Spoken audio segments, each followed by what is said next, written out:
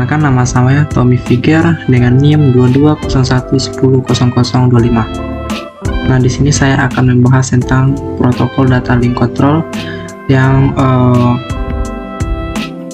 dengan tema mata pelajaran pendidikan informatika, yaitu TKJ atau disebut dengan teknik komputer jaringan. Nah, yang pertama itu data link control. Data link control ini atau data link protokol adalah proses terkirimnya data atau komunikasi melalui sebuah siklus komunikasi data yang terlaksana dengan penambahan kontrol layer dalam tiap alat yang berperan dalam proses komunikasi.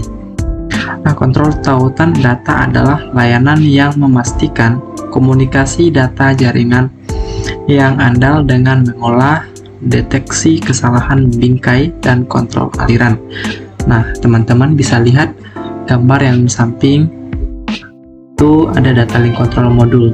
Nah, bisa teman-teman lihat ada di situ gambar transmission. Nah, next selanjutnya yang pertama topologi. Nah, ada dua konfigurasi topologi. Yang pertama point to point. Pengertian jika hanya ada dua stasiun. Yang kedua multi point.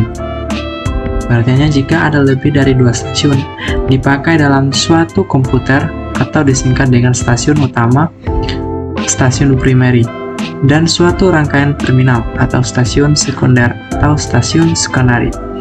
Nah, karakteristik udah di bawah langsung ya. Teman-teman bisa melihat point to point di mana gambarnya dan multi point. Nah, yang kedua duplexity. Duplexity ini untuk pensinyalan analog. Penentuan duplexity ini tergantung pada frekuensi baik penggunaan transmisi atau commutated, di mana bila suatu stasiun transmisi dan penerimaan pada frekuensi yang sama. Nah, berarti beroperasi dalam model half duplexed. Sedangkan bila suatu stasiun mentransmisi pada suatu frekuensi dan menerima pada frekuensi yang lain, maka beroperasi dalam mode full duplex. Nah, selanjutnya yang ketiga, line disiplin atau rancangan tata tertib. Nah, pengertiannya beberapa tata tertib diperlukan dalam penggunaan link transmisi.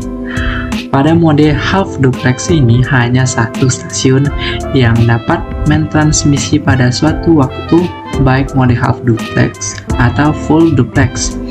Suatu stasiun hanya mentransmisi jika mengetahui bahwa receiver telah siap untuk menerima. Nah, cara kerjanya. Cara kerja dari data link control ini dengan mengatur dan mengontrol aliran data yang dikirimkan melalui media transmisi. Data link control juga bertanggung jawab untuk memastikan bahwa data yang diterima oleh penerima adalah data yang sama dengan data yang dikirimkan oleh pengirim. Proses data link control ini terdiri dari 3 fase, yaitu inisialisasi, data transfer, dan disconnect. Nah, teman-teman bisa melihat diagram data link control. Di situ ada line discipline, flow control, dan error control. Nah,